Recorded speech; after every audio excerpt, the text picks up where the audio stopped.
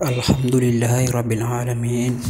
Wassalatu wassalamu ala asrafil mursalin Sayyidina wa habibina wa maulana Muhammad wa ala alihi wa sahbihi wa sallama taslima.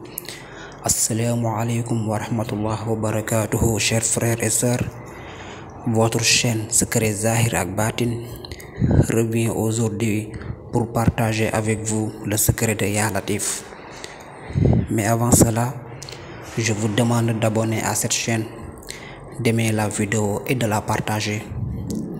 Chers frères et sœurs, beaucoup font le zikr du nom de Dieu, Ya Latif, mais ils ne savent pas comment procéder. De par nos anciens, il y a une clé. Je vous le livre aujourd'hui. Je vous donne deux zikrs très importants. En effet, si vous voulez avoir une vie stable et dans le bonheur, il faut faire le zikr de Ya Latif comme suit.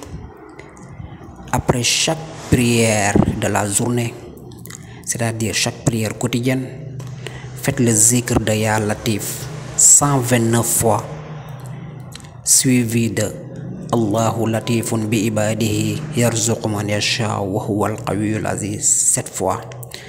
C'est-à-dire après chaque prière quotidienne, vous allez faire le zikr de Ya Latif 129 fois, plus Allahu latifun bi ibadihi yarzuqu man yasha wa huwal qawiyyul aziz 7 fois. Si vous le faites, vous allez avoir une vie stable et dans le bonheur. Chers frères et sœurs, si vous voulez avoir aussi une ouverture très rapide, il faut faire le zikr de Ya Latif 1000 fois. 1000 fois le zikr de Ya Latif si vous voulez avoir une ouverture très rapide, suivi de Allahu latifun bi ibadihi yarzuqu man yasha wa huwal qawiyyul aziz 20 fois. C'est-à-dire, et vous le faites pendant 7 jours. Vous le faites pendant 7 jours. Chaque jour, vous allez faire Ya Latif 1000 fois, plus Allahu latifun bi ibadihi yarzuqu man yasha wa huwal qawiyyul aziz 20 fois. Vous le faites pendant 7 jours si vous voulez avoir une ouverture très rapide. Mbokk yi, ñu ngi nuyu ku nekk ci turam ak santam di leen wax seen chaîne Secret Zahir ak Batin ñëwaat na tey indil leen beneen vidéo bu bees. tey nag vidéo bu ñu leen indil mi ngi jëm ci secret Ya Latif incha allah. waaye balaa boobu maa ngi leen di ñaan ngeen abonné chaîne bi, aimé vidéo yi teg ci di ko partager, ndax abonné boobu noonu ngeen di abonné teg ci di aimé vidéo bi ba pare di ko partager, loolu moo ñëwoon ni ka yéen a nga ñuy bàyyi xel, te loolu tamit mooy tax vidéo buñ dugal rek ngeen mën koo gis incha allah. mbokk yi, zikr tey dama leen indiloon zikr Ya Latif. Ya Latif ñu bari dañ koy wér di tax xamuñ nan lañ koy utiliser, moo tax tey ma bëggoon leen indil tey ñaari façon zikr yoo xamante ni ci Ya Latif boo xamante ni boo leen ko defee incha allahu rabbi di ngeen ci gis njëriñ. képp koo xamante ni dafa bëgg am dund bu neex bu ànd ak mbégte incha allahu rabbi, dangay faral di def saa yu jullee waxtu jullee ba pare rek, maanaam boo jullee suba, julli tisbaar, julli tàkkusaan, julli timis, julli gee tamit, saa yoo jullee waxtu julli yooyu noonu ba pare rek dangay def zikr bi may waaj a wax. looy def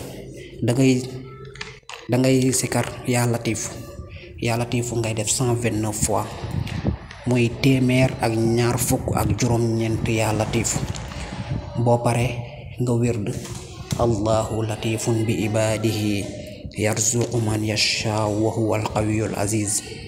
ma baamtu ko, Allahu latifun bi ibadihi yarzuqu man yasha wa huwal qawiyyul aziz. nga wérd ko 7 fois, muy juróom-ñaar yoon. mbokk yi, loolu danga koy def chaque jour saa yoo jullee waxtu juróomi jullee pare rek. képp ku ko defee nii ma la ko waxee incha allahu rabbi di nga am dund bu neex a neex bu ànd ak mbégte incha allah. beneen façon sikar ba mu leen bëgg indil ci yaa latif boo xamante ni boo ko defee incha allah di nga am ubbeeku nu mu gën a gaaw incha allah di nga ubbeeku bu baax a baax ba mu jaaxal la sax incha allah. looy def dangay def chaque jour nga koy def ba mat juróom-ñaari fan incha allahu rabbi. bu la neexee nga def ko suba si, bu la neexee nga def ko guddi gi, yaa xool rek heure bu la ci arrangé nga def ko. looy wérdi da ngay wérdi yaa latifu ngay wérdi 1000 fois yaa latifu muy junni yaa latifu. boo paree nga teg ci allahu latifun bi ibadihi yarzuqu man yashaa wa huwa alqawiyul aziz nga wérdi ko 20 fois muy 20 yoon. mbokk yi lii ma la wax ni mooy wérdi 1000 fois yaa latifu teg ci 20 fois allahu latifun bi ibadihi yarzuqu man yashaa wa huwa alqawiyul aziz. képp ku ko saxal nga def ko ba mat juróom-ñaari fan yu teglooy incha allahu rabbi di nga am ubbeeku bu gaaw a gaaw incha allah ci kàttanu borom bi. kon tey lii lañ leen indiloon di leen dig daje ba beneen yoon ci beneen vidéo incha allah jërë ngeen jëf.